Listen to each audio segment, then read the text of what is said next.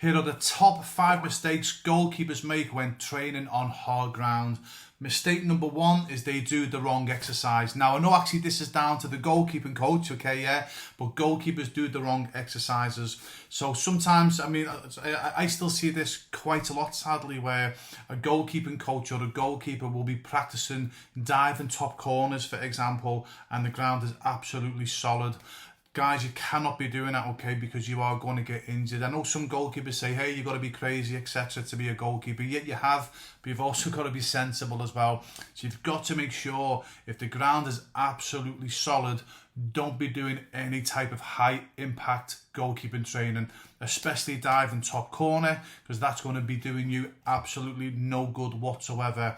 So instead, pick other goalkeeping training exercises that are less impactful on your body, or maybe practice your distribution, or just do something, as I say, that's not going to have a high impact on your body, or where you could potentially obviously get injured. So again, so for goalkeeper coaches and especially parents of goalkeepers, you know, please make sure if the playing surface is really hard and solid, please make sure that your goalkeeper student or goalkeeping child is not doing any type of high impact landing or any type of high impact turning on hard surfaces. Instead, use other goalkeeping training drills. That's not going to injure them, as I say. And for me, when I coach my J4Keepers or J4K students, when the ground is absolutely solid, I'll always do some type of distribution. Mistake number two that goalkeepers make is they wear the wrong type of goalkeeping gear. Now again, goalkeepers tend to think, you know, I'm crazy as a goalkeeper. It's, you know, that I'm weak, that if I'm going to wear, you know, padded, you know, compression or padded goalkeeping gear. Guys, listen, again, it's all about being sensible, okay? It doesn't matter how experienced you are as a goalkeeper, even if you're a professional goalkeeper, if you're playing on a training surface that's rock solid, first of all, you should not be wearing short sleeves. Again, I see a lot of younger goalkeepers now wearing short sleeves because they watch their favourite professional goalkeeper wear short sleeves. But guys, what you've got to remember is when your favourite professional goalkeeper is training or playing, the playing surface is normally like a carpet. It's watered, it's soft, so they're not going to get grass burns, they're not going to get dead arms. Okay, so especially if you're a young goal or even an older goalkeeper and you're playing on like council fields well, I'll guarantee that most goalkeepers are not playing on the same playing surface as professional goalkeepers, guys, okay?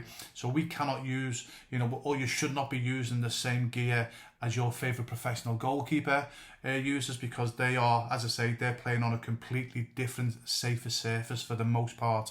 So for goalkeepers playing or training on hard surfaces, first of all, make sure that you get the correct footwear. You ideally should not be wearing studs.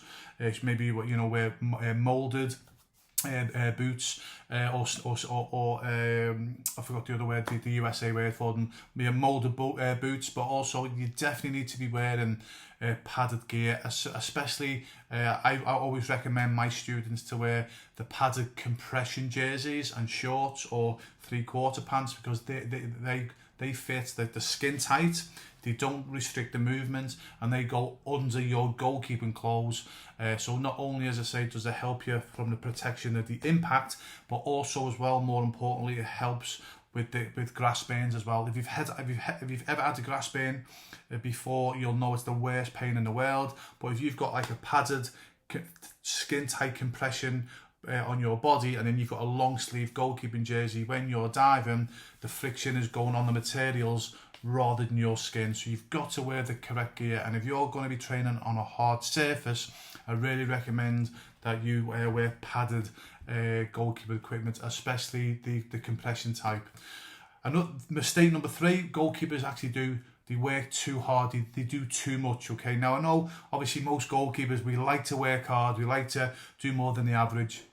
But when the playing surface is hard, guys, again, you've got to be really, really sensible, because if the ground is like really, really, really solid and you're doing too much, you're doing 2 hours, 3 hours, you know, again, especially if you're diving about, which I don't recommend, okay, but even if you're doing footwork or you're jumping about, that's a lot of high impact on your body. Okay, so again, as a goalkeeping coach or a parent of a goalkeeper, you've got to be sensible here. So if you are going to go and do a session and the ground is solid and really hard, maybe just keep it to 45 minutes to an hour. Work on quality, work on maybe distribution, but try not to do too much, because the impact, especially on goalkeepers' knees, okay, they might not feel it when they're young, but as an older goalkeeper myself, and you speak to many older goalkeepers, boy oh boy, do we feel the impact of like training on hard surfaces now. So just be sensible, don't do too much, okay? The next one as well is not enough breaks. Again, going back to so the mistake number 4, the goalkeepers don't take enough breaks, or the goalkeeping coach doesn't allow them to have many breaks. And then that goes really to point number 3, really, where they're doing too much. They're having like an hour, 90 minutes without having a rest. When the surface is hard, just work for 15, 20 minutes, sit down, have a drinks break, relax, get your muscles going, get a massage if you can, you know what I mean, or even just rub yourself, massage your legs yourself, so have breaks. So if you're going to have like an hour session, for example, try and have at least 2 or 3, even it only has to be a few minute break, okay? Again, just be sensible, okay? So again, mistake number 3, don't do too much, okay? But mistake number 4, again, please make sure that you have breaks, okay? Don't be like most goalkeepers, as I say. You want to be a hero, you do too much, you don't have any breaks. So again, make sure that you have 2 or 3 breaks in between, because you've got to remember, as I say, I'm going to really repeat it because it's so important, the impact a hard surface can have on a goalkeeper. Honestly, one, it can injure them there and then, but it can really cause havoc as the goalkeeper gets older. So please make sure that you take breaks and be sensible. Super, super, super important. And last but not least, mistake number 5, when a goalkeeper has finished their session, and maybe they've done an hour on hard surface. I know it might be difficult for goalkeepers to do this, depending on what type of facility that you've got. But if you can, try and take a cold shower or a cold bath, and what that will do, that will help. Again, as I say, all obviously the friction and obviously all the banging of the joints, etc. It's actually proven that after the training session, your body will recover faster if you have a cold shower or I hate getting in a cold shower or a cold bath, guys. But as I say, whenever I have a high impact training session, even when I'm coaching my students, as soon as I get home or I'm in the facility, I'll have a cold shower first. And as I say, it's not the best when you're having a cold shower or a cold bath, but afterwards you feel like $1 million, okay? So it's about recovery as well. So when your body's been pounding and pounding and pounding for an hour, try and get a cold shower or a cold bath, because that will actually help with recovery. So that helps with the 5 top mistakes goalkeepers make when they're training on hard surfaces, or goalkeeper coaches or parents make when they're coaching their goalkeeper students or goalkeeping child. So again, if you think I've missed anything out below, please put your top 5 5 mistakes. What mistakes do you think goalkeepers make when they're training on hard surfaces, and what should they do to make sure obviously it's not going to obviously affect them or injure them.